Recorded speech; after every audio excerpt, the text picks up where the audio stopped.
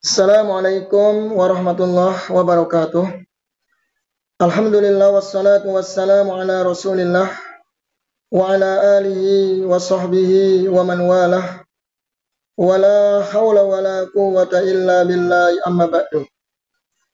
Baik, teman-teman semuanya rahimani wa rahimakumullah. Di video kali ini kita akan membahas lagi-lagi klan Ba'alawi. Seperti biasa, mereka selalu mendongeng, bercerita khurafat yang mengunggulkan kesaktian-kesaktian, kehebatan-kehebatan dari klan mereka sendiri. Entah tujuannya mencari popularitas, atau ingin diunggulkan, diistimewakan, atau dimuliakan.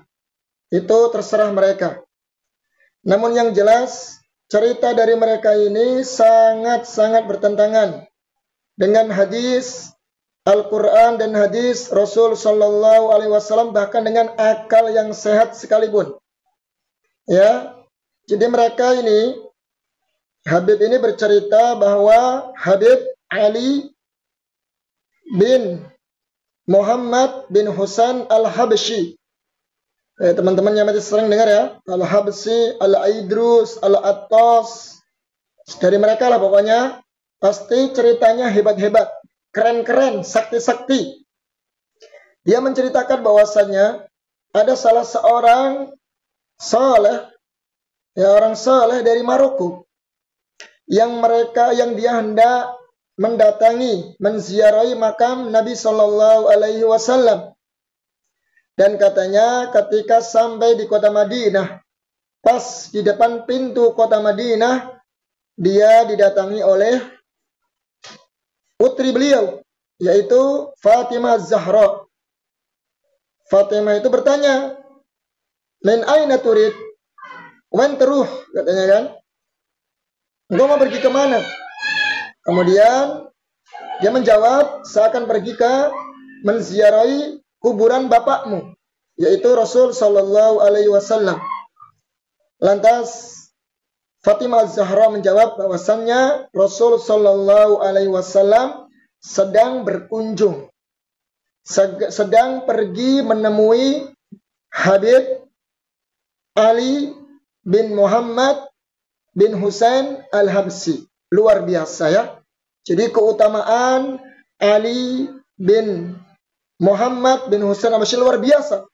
Sampai relanya, ya, sampai luar biasanya Nabi Sallallahu Alaihi Wasallam sedang menziarahi, mendatangi kuburan beliau, Syekh Ali bin Muhammad bin Husain Al-Habsyi. Luar biasa. Ayo teman-teman, kita dengarkan langsung teman-teman ya. Sepertinya ini ceritanya, dongengnya di Indonesia, karena ada penerjemahnya berbahasa Indonesia. Ya, jadi dongengnya itu kemana-mana ya, nggak di Indonesia, nanti mungkin ke Malaysia, nanti mungkin kemana lah. Yang didongengkan, ya yang didongengkan hanya kesaktian seperti ini. Ya tujuannya tuh tahu sendirilah, untuk memuliakan, mengunggulkan dari kalangan mereka. Baik, kita dengarkan sama-sama. علي بن محمد بن حسين الحبشي رحمه الله وأعلى له الدرجات، كم له اتصال بالحبيب الأعظم صلى الله عليه وعلى آله وصحبه وسلم. Dan Al-Habib Ali bin Muhammad bin Husain Al-Habsyi, berapa banyak beliau ini mempunyai hubungan yang erat dengan Nabi kita Muhammad sallallahu alaihi wasallam. من قرأ كلامه أو قرأ قصائده علم مقدار التعلق القلبي من هذا الإيمان بالنبي صلى الله عليه وعلى آله وصحبه وسلم. Apabila kita membaca daripada kitab-kitab beliau, membaca daripada ucapan-ucapan beliau, kasaid-kasaid beliau, maka kita bisa tahu bagaimana erat hubungannya beliau, hati beliau dengan Rasulullah sallallahu alaihi wasallam. حتى ظهرت آثار تلكم التعلقات, sehingga tampaklah bekas daripada ikatan yang erat yang ada di dalam hati beliau. جاء بعض الصالحين من بلد المغرب ليزور قبر النبي محمد صلى الله عليه وسلم في المدينة. Ada seorang dari Maroko datang untuk berziarah ke makam Nabi sallallahu alaihi wasallam. فلما وصل عند باب المدينة فإذا بفاطمة الزهراء عليها رضوان الله عند باب المدينة واقفة. Ternyata pada saat kemudian beliau sampai di kota Madinah, didapati Sayyidatuna Fatimah Zahra berada di depan pintu kota Madinah. قالت له فين تريد؟ mengatakan kepada orang tersebut, kemana kamu akan pergi? قال أريد أزور أبوك يا رسول الله. Saya ingin berziarah ke makam ayahmu Rasulullah sallallahu alaihi wasallam. قالت له أبي اليوم ما هو في المدينة. Maka Sayyidatuna Fatimah Zahra mengatakan, sesungguhnya ayahku sekarang tidak ada di kota Madinah. أبي في سيئون عند علي حبشي. Ayahku sekarang berada di Sewon, di tempat Al-Habib Ali bin Muhammad bin Husain Al-Habashi. رضي الله عن الحبيب علي بن محمد الحبشي. هذا التعلق الحقيقي. Ini tempat Al-Habib Ali bin Muhammad bin Husain Al-Habashi. رضي الله عن الحبيب علي بن محمد الحبشي. هذا التعلق الحقيقي. Tuh lihat teman-teman. Subhanallah. Hada buhtanun azim. Maha suci Allah. Ini termasuk kedustaan yang sangat-sangat nyata. Coba teman-teman, kita timbang dengan Al-Quran, dalil Al-Quran dan sunnah Nabi alaihi salatu wassalam. Mungkinkah orang yang sudah meninggal dunia bisa kembali ke alam dunia? Orang yang sudah wafat kembali ke alam dunia. Mungkinkah? Mungkin tidak. Ada yang bisa jawab di sini? Tidak mungkin. Mustahil.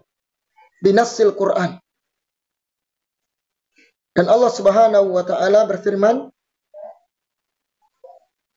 hatta idza jaa adahumul mautu qala rabbirji'un. Sehingga ketika datang kematian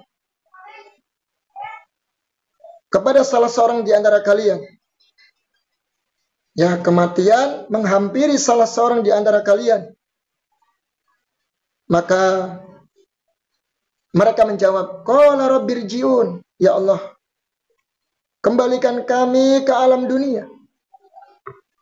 Ya Allah, kembalikan kami ke alam dunia.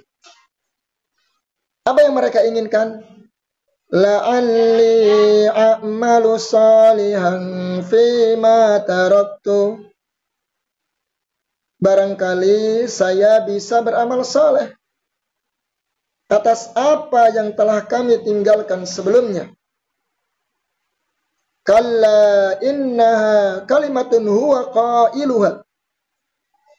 Sungguh benar itu yang dia ucapkan. Wa min waraihim barzakhun ila yaumi yub'atsun. Ya. Dan di belakang mereka, di hadapan mereka ada barzakh. Ada dinding pemisah antara alam dunia dan alam akhirat. Afan, dinding pemisah alam dunia dengan alam kubur. Barzakh. Ya, sampai mereka nanti dibangkitkan. Artinya di sini teman-teman, orang yang sudah wafat tidak bisa kembali ke alam dunia. Surat Al-Mu'minun ayat 99 sampai 100. Bisa dicek ya. Ini ayat yang sangat muhkam, yang sangat jelas. Jadi pernyataan Habib ini, kalau orang soleh dari Maroko datang ke kota Madinah, kemudian berjumpa dengan Sayyidah Fatimah radhiyallahu anha, kemudian bicara, berkomunikasi, ini dusta. Karena nggak mungkin orang yang sudah wafat kembali ke alam dunia. Satu. Kemudian yang kedua, ya, yang kedua, dalam Al-Quran Allah Subhanahu wa taala berfirman, surat Az-Zumar, ya, innaka mayyitu wa innahum mayyitun. Dan sesungguhnya engkau wahai Muhammad akan wafat. Wa innahum mayyitun, dan mereka juga akan wafat. Lihat, jelas Allah Subhanahu wa taala menjelaskan akan wafatnya Nabi alaihi salatu wassalam, dan semua makhluk juga akan wafat. Ya, jelas nasnya. Dan orang yang wafat tidak mungkin kembali ke alam dunia. Dalam surat Ali Imran. Allah berfirman. Yang keberapa ini? Yang ketiga sekarang ya. Wa ma Muhammadun illa rasulun qad khalat min qablihi rusul. Tidaklah Muhammad melainkan seorang rasul utusan. Qad khalat min qablihi rusul. Sungguh telah berlalu rasul-rasul sebelumnya. Sama dengan rasul sebelumnya. Kemudian afa imma ta'au qutilan qalabtum ala aqabikum. Maka apabila dia wafat atau terbunuh atau kembali ke belakang alias murtad, wa man yanqalib ala aqibayhi falan yadurrullaha syai'a. Maka barang siapa yang murtad, maka sama sekali tidak membahayakan Allah sedikit pun. Ayat ini telah tegas menjelaskan bahwa Nabi Muhammad seperti rasul-rasul sebelumnya yang telah wafat. Berapa ini? Ketiga. Dan orang yang sudah meninggal dunia tidak mungkin kembali ke alam dunia. Jelas ya, Habib? Terus Koklem mengatakan bahwasanya Nabi telah pergi, kata Fatimahnya, Nabi sedang berkunjung ke Habib Ali bin Muhammad bin Husain.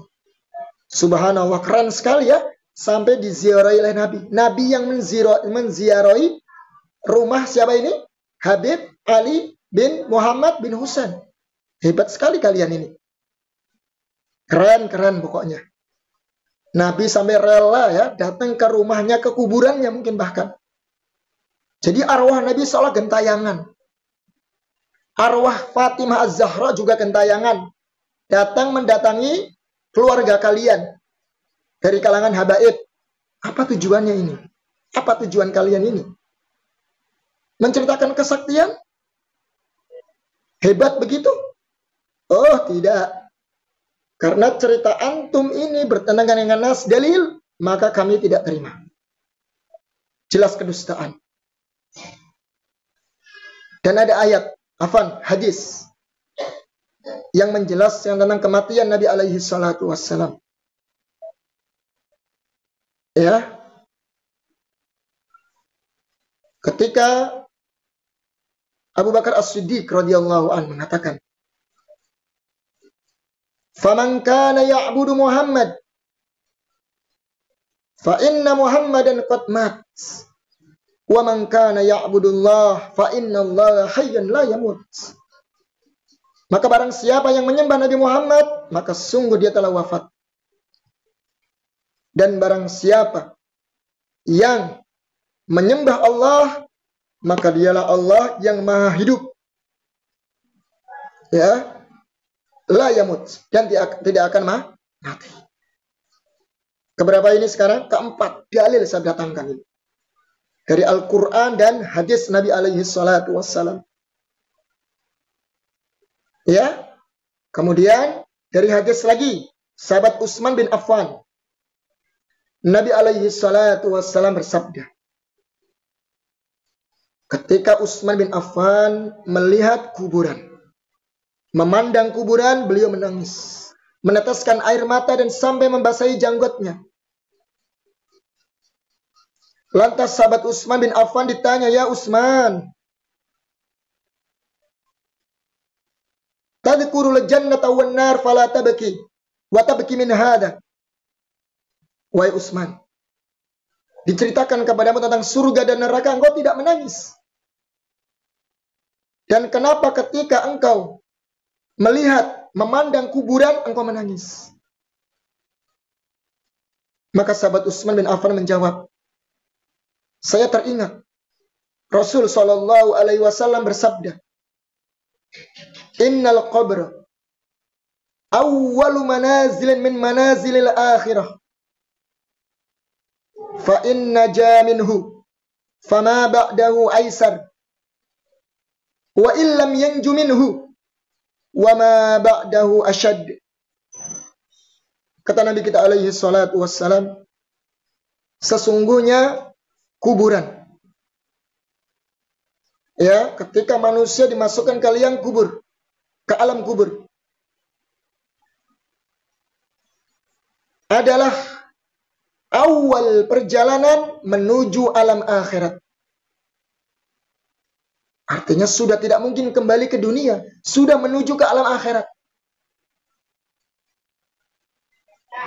Dan apabila dia selamat di alam kubur, karena akidah Ahlussunnah wal Jamaah meyakini adanya fitnatul qabr, adanya adzabul qabri wa na'imuh, adanya azab kubur dan fitnah, azab kubur dan nikmat kubur. Jika dia selamat di alam kubur, maka perjalanan setelahnya akan semakin mudah. Wa illam yanju minhu fama ba'dahu asyad.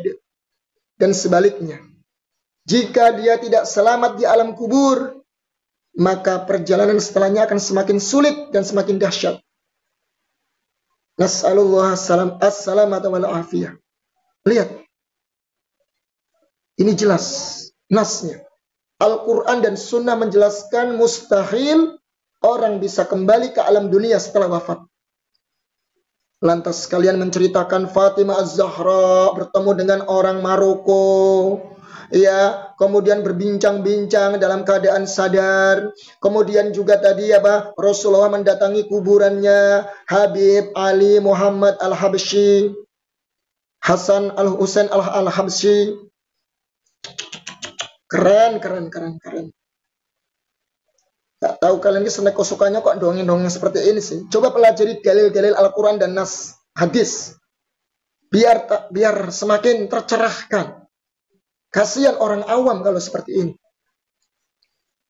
Sampai kapan mau dibodohi terus? Mau diceritain dongeng seperti ini? Sekarang udah zamannya digital, ilmu terbuka di mana-mana, bisa belajar. Sudah nggak zaman dongeng-dongeng seperti ini. Baik, teman-teman ya. Sekarang saya datangkan lagi dalil. Biar banyak sekalian ya. Dalil dari hadis. Ya, tadi kan hadis sudah ya. Ini lagi ada lagi. Enggak apa-apa. Hadis yang masyhur, semua kita sudah hafal insyaallah. Dan biasa dengar. Idza matal insan, kata Nabi, idza matal insan, in qata'a amaluhu illa min salasatin. Jika manusia telah meninggal, wafat, maka terputus amalannya, alias sudah tidak bisa beramal lagi, kembali ke dunia udah nggak bisa. Illa min salasatin, kecuali 3 perkara yang pahalanya mengalir sampai di alam kubur. Apa itu? Shadaqatin jariyah, sedekah jariyah. Au ilmin yuntafa'u bihi, ilmu yang bermanfaat yang dia ajarkan ketika di dunia. Pahalanya terus mengalir walaupun dia di alam kubur. Yang ketiga, awwaladin salihin yad'u lahu, doa dari anak yang saleh. 3 ini yang sampai mengalir pahalanya ketika di alam kubur. Berarti apa? Gak bisa kembali ke dunia. Ya, jadi dongeng itu ya dongeng, tetap dongeng. Gak bisa dikatakan suatu kesaktian. Baik, ini nas dari Al-Quran. Sudah saya jelaskan ya. Al-Quran dan Sunnah banyak, kalau mau dicari banyak sekali. Ini hanya beberapa saja. Yang terakhir teman-teman. Sekarang kita pakai akal sehat. Pakai akal sehat. Kita dalil pakai dalil nakli dan akli ya. Tadi nakli, Al-Quran dan Sunnah. Sekarang kita pakai akli, akal sehat. Coba bayangkan teman-teman. Kalau seandainya arwah orang yang sudah meninggal dunia bisa kembali, bisa gentayangan, bisa berkomunikasi dengan keluarganya, berkomunikasi dengan orang-orang terdekat, maka gak ada orang yang namanya takut dengan kematian. Ya gak ada. Orang yang dibunuh, dia akan balas dendam. Karena arwahnya bisa gentayangan. Akan balas dendam dengan orang yang membunuh dia. Bahkan dia bisa keluar ke sana kemari membantu keluarganya yang kesusahan. Ya, ngapain ditangisi? Orang dia nanti akan keluar dari alam kuburnya, akan datang lagi gentayangan, pergi ke keluarganya, mendatangi keluarganya lagi. Ya, sudah nggak ada lagi yang namanya orang takut dengan kematian. Karena toh mati pun dia akan keluar dari alam kubur, akan gentayangan rohnya, dan datang lagi ke keluarganya. Ya kan? Ngapain dipikir susah-susah? Ngapain takut-takut mati? Nggak usah. Ingat seperti itu kan konsekuensinya. Akan membantu keluarganya, berkomunikasi langsung dengan keluarganya, dengan istrinya atau anaknya, atau mungkin yang kalau yang meninggal istrinya, berarti istrinya datang ke anaknya dan suaminya. Sudah nggak usah ditangisi lah, nggak usah sedih, nggak usah takut dengan kematian. Karena toh akan kembali ke alam dunia dan akan gentayangan. Mustahil kan? Ini akal sehat. Dipakai akal sehat ya. Dalil tidak hanya dari nakli saja, tapi akal sehat juga dipakai. Makanya Habib ini kok aneh sih. Ceritanya kok yang seperti itu. Tapi satu lagi deh. Pakai akal sehat ya. Ini pakai akal sehat lagi. Kita nggak pakai dalil lagi, udah cukup. Dalil udah banyak saya sebutkan tadi. Satu lagi. Kalau seandainya Rasul Shallallahu Alaihi Wasallam bisa keluar dari alam kuburnya dan bisa mendatangi orang-orang yang dicintainya atau manusia-manusia yang sekarang ini yang dikatakan soleh, yang dikatakan wali, bertemu dalam keadaan sadar, berarti definisi sahabat Nabi itu udah nggak perlu. Akan ada terus yang namanya sahabat. Berarti orang-orang sekarang dari kalangan Habib atau wali yang katanya bertemu dengan Nabi dalam kondisi sadar, entah dia majelis maulid Nabi, di majelis-majelis zikir mereka, berarti mereka juga namanya sahabat. Kenapa sahabat teman-teman? Karena definisi sahabat oleh para ulama hadis menyebutkan man laqiyan Nabi, orang yang bertemu dengan Nabi, mu'minun bihi, kemudian dia beriman kepada Nabi, wa mata 'alal Islam, dan dia meninggal dalam kondisi Islam. Bertemu dengan Nabi ya, dan beriman. Muslim dia. Apa namanya? Sahabat dia. Ya. Dan ini bertentangan dengan definisi sahabat yang dijelaskan oleh para ulama-ulama hadis. Jelas teman-teman? Ya, berarti mereka, ini orang-orang para habaib ini, para sahabat Nabi ini. Karena bisa bertemu dengan Nabi, berkomunikasi dengan Nabi dalam kondisi sadar. Maka nggak ada yang namanya sahabat. Sahabat akan terus, ada terus. Sampai sekarang pun banyak namanya sahabat-sahabat Nabi. Berarti tidak hanya di zaman Nabi saja. Itu sahabat. Ini jelas bertentangan dengan definisi sahabat yang dijelaskan oleh pakar ahli hadis.